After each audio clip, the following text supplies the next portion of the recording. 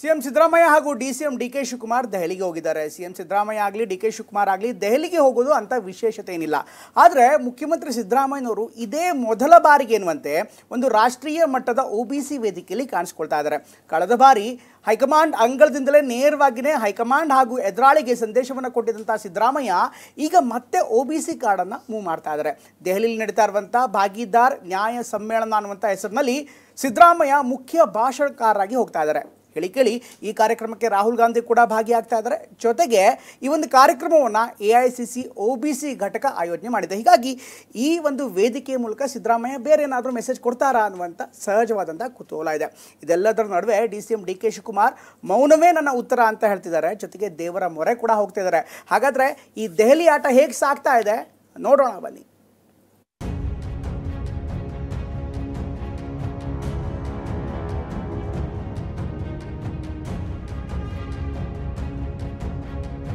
I will be the chief minister for 5 years. What option I have? ನಾನು ಮೊನ್ನೆ ಹೇಳಿದೆ, ನಾನು 5 ವರ್ಷ ಪೂರ ನಾನು ಇರ್ತೀನಿ ಅಂತ. I have to stand by him, I support him. ಕುರ್ಚಿ ಖಾಲಿ ಇದೆ ಈಗ. ಪ್ರಯತ್ನ ವಿಫಲ ಆದರೂ ಪ್ರಾರ್ಥನೆ ವಿಫಲ ಆಗೋದಿಲ್ಲ ಅನ್ನೋದು ನನ್ನ ನಂಬಿಕೆ.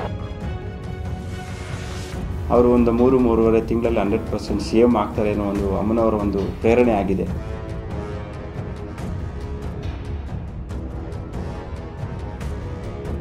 ಕರ್ನಾಟಕ ಕಾಂಗ್ರೆಸ್ನ ಪವರ್ ಕಾರಿಡಾರ್ನಲ್ಲಿ ದೆಹಲಿ ಟೂರ್ ಎಂಬುದು ನಾನಾ ರೀತಿಯ ವಿಶ್ಲೇಷಣೆಗೆ ಒಳಗಾಗ್ತಾನೆ ಇರುತ್ತೆ. ಈಗ ಮತ್ತೊಮ್ಮೆ ಸಿಎಂ ಸಿದ್ದರಾಮಯ್ಯ ಹಾಗೂ DCM DK ಶಿವಕುಮಾರ್ ದೆಹಲಿಗೆ ಹಾರಿದ್ದಾರೆ. ಇಷ್ಟು ದಿನ ಕರ್ನಾಟಕ ಕಾಂಗ್ರೆಸ್ ಅಂದ್ರೆ ಮಲ್ಲಿಕಾರ್ಜುನ ಖರ್ಗೆ ಹಾಗೂ DK ಶಿವಕುಮಾರ್ ಅಂತ ಅಂದುಕೊಂಡಿದ್ದ ದೆಹಲಿಯ ಮಂದಿಗೆ ಈ ಬಾರಿ ಪೋಸ್ಟರ್ಗಳಲ್ಲಿ ಸಿದ್ದರಾಮಯ್ಯರ ಮುಖ ವಿಶೇಷ ಅನಿಸ್ತಾ ಇದೆ. ರಾಜ್ಯಕ್ಕಷ್ಟೇ ಸೀಮಿತವಾಗಿದ್ದ ಸಿದ್ದರಾಮಯ್ಯ ಈಗ ರಾಷ್ಟ್ರ ರಾಜಕಾರಣಕ್ಕೆ ಹೋಗದೇ ಇದ್ರೂ ರಾಷ್ಟ್ರೀಯ ಸ್ತರದಲ್ಲಿ ಕಾಂಗ್ರೆಸ್ನ OBC ನಾಯಕನಾಗಿ ಹೊರಹೊಮ್ಮುತ್ತಾ ಇದ್ದಾರೆ. ಇದಕ್ಕೆ ಕಾಂಗ್ರೆಸ್ನ ಏಕೈಕ OBC CM ಎನ್ನುವ ಹೆಗ್ಗುರುತು ನೀಡಿದ್ರೆ AICC OBC ಘಟಕದ ಕಾರ್ಯಕ್ರಮ ವೇದಿಕೆ ಒದಗಿಸ್ತಾ ಇದೆ. ಹೀಗಾಗಿ ಸಿಎಂ ಸಿದ್ದರಾಮಯ್ಯ ಈಗ ಇಂದ್ರಪ್ರಸ್ಥದ ಪಗಡೆ ಆಟಕ್ಕೆ ಸಿದ್ಧರಾಗಿದ್ದಾರೆ.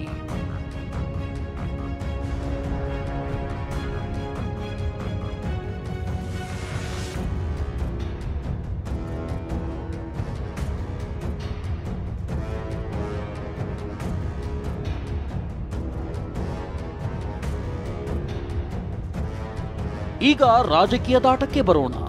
ಹಿಂದೆ ಸಿದ್ದರಾಮಯ್ಯ ದೆಹಲಿಯಲ್ಲೇ ಕೂತು ಹೈಕಮಾಂಡ್ ಅಂಗಳದಿಂದಲೇ ಮುಂದಿನ 5 ವರ್ಷ ನಾನೇ CM ಎನ್ನುವ ಮಾತನಾಡುವ ಮೂಲಕ ವರಿಷ್ಠರು ಹಾಗೂ ಎದುರಾಳಿಗೆ ಸ್ಪಷ್ಟವಾದ ಸಂದೇಶ ರವಾನಿಸಿದ್ರು. ಈಗ ಸಿದ್ದರಾಮಯ್ಯ OBC ದಾಳ ಉರುಳಿಸ್ತಾ ಇದ್ದಾರೆ. ನಾಳೆ ದೆಹಲಿಯ ತಾಲ್ ಕಟೋರಾ ಸ್ಟೇಡಿಯಂನಲ್ಲಿ ನಡೆಯುವ ಭಾಗೀದಾರ್ ನ್ಯಾಯ ಸಮ್ಮೇಳನವನ್ನ AICC OBC ಘಟಕ ಆಯೋಜಿಸಿದ್ದು ಸಿದ್ದರಾಮಯ್ಯ ಪ್ರಧಾನ ಭಾಷಣಕಾರರಾಗಿದ್ದಾರೆ.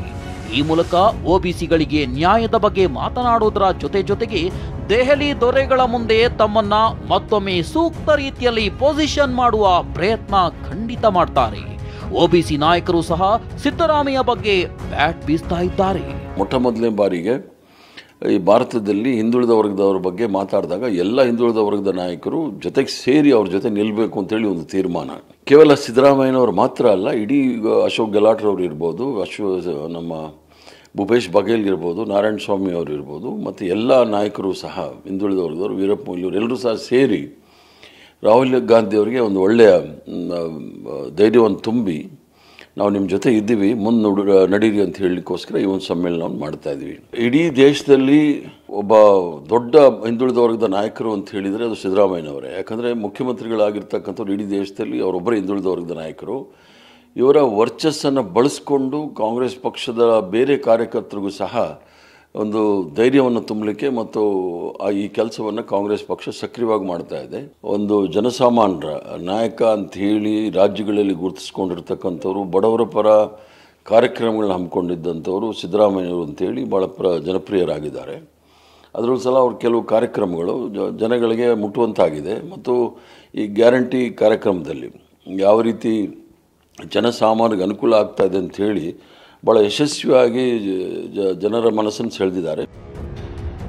ರಾಜ್ಯ ರಾಜಕಾರಣದ ಪವರ್ ಶೇರಿಂಗ್ ಸಂದರ್ಭದಲ್ಲೇ ಈ ರೀತಿಯ ಸಮಾವೇಶದಲ್ಲಿ ನಾಯಕರು ಆಡುವ ಪ್ರತಿ ಮಾತಿಗೂ ಸಹ ಸಾಕಷ್ಟು ಮಹತ್ವ ಇರಲಿದೆ.